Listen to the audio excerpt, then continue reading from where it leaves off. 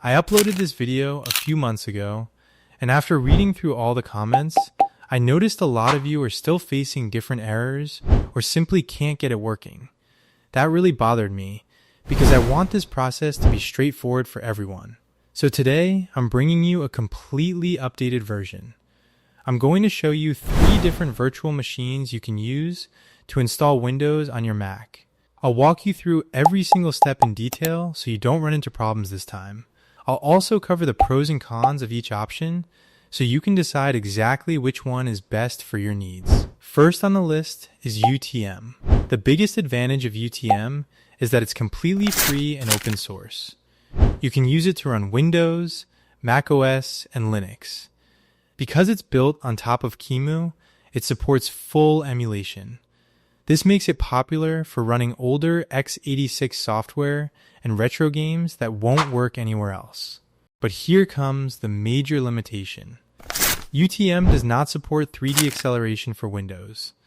There is some experimental support for Linux, but nothing for Windows. That means you can forget about playing demanding games or using any graphics-heavy software that needs GPU rendering.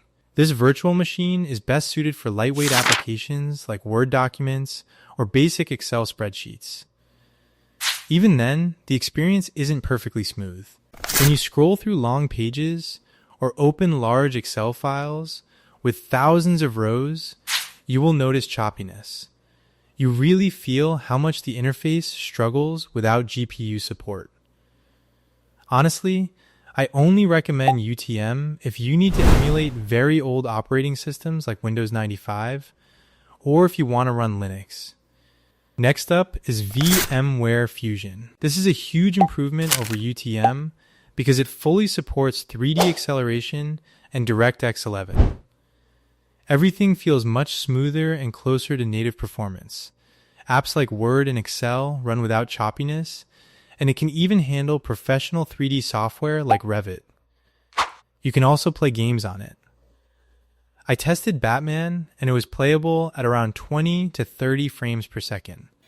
With older titles like Fallout 3, you can reach a solid 50 frames per second. The best part is that VMware Fusion is now completely free, making it an excellent choice for developers or anyone who just needs a few Windows-only apps on their Mac.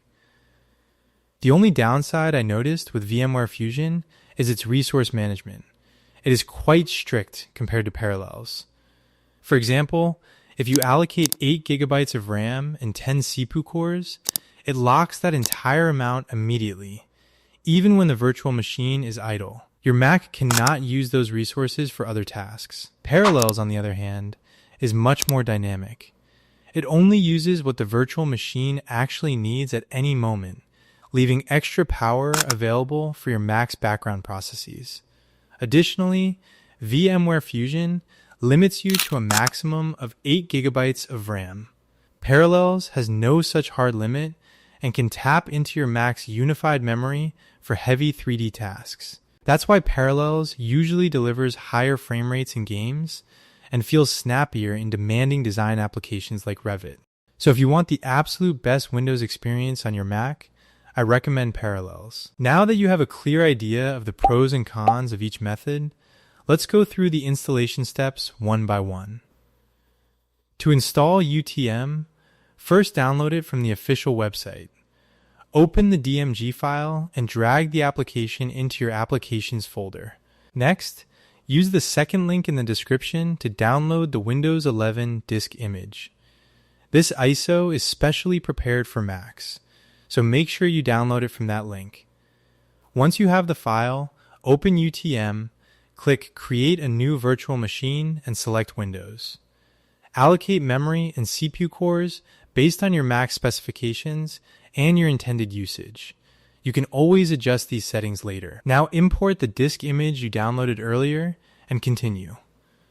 Adjust the drive size, set up a shared directory if you want to access files from your Mac, then review the summary and click Save. This configuration is fully editable.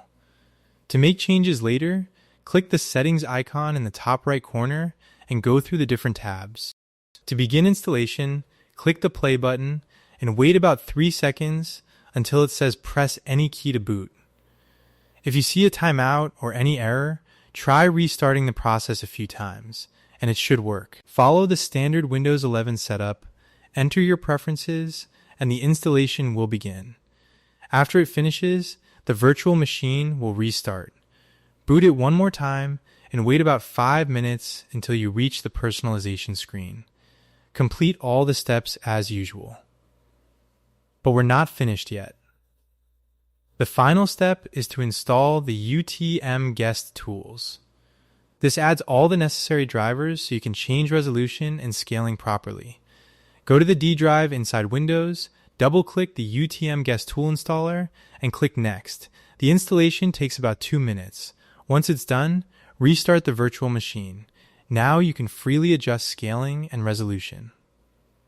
Alright, next I'll show you how to install VMware Fusion. First, go to the Broadcom login page. It's completely free, but you need to create an account to download it. Sign in, go to the My Downloads tab, click on Free Software, search for VMware Fusion, and download the latest 25H2 version. Review and accept the terms and conditions.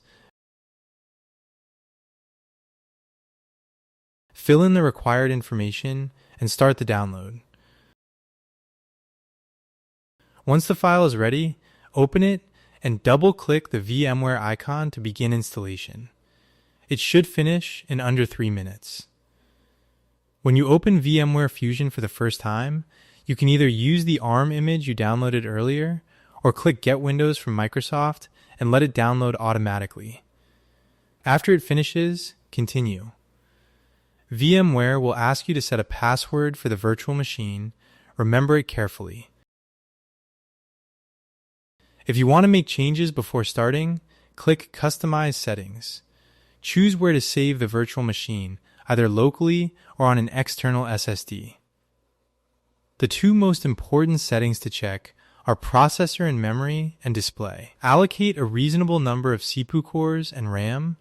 Try not to exceed 70% of your max total resources to avoid crashes. In display settings, make sure Accelerate 3D Graphics is checked and set Shared Graphics Memory to maximum. Click the play button to start installation. Press any key to boot, then follow the Windows setup.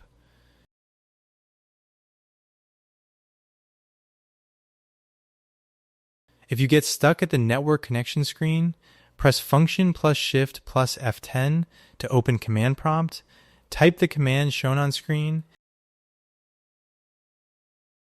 and press Enter. The installer will restart. This time choose I don't have internet and continue the installation. After Windows is installed, go to Virtual Machine menu and select Install VMware Tools. Open the default folder, run the VMware Tools launcher, and let it install. Restart when prompted. Out of the three, Parallels is the easiest and fastest to set up.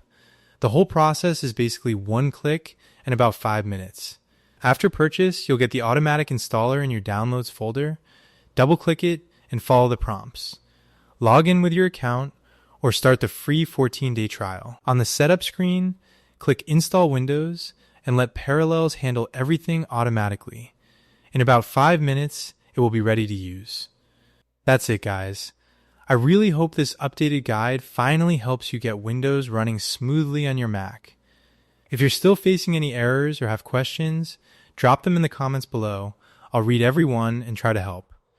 Thank you so much for watching, and I'll see you in the next video.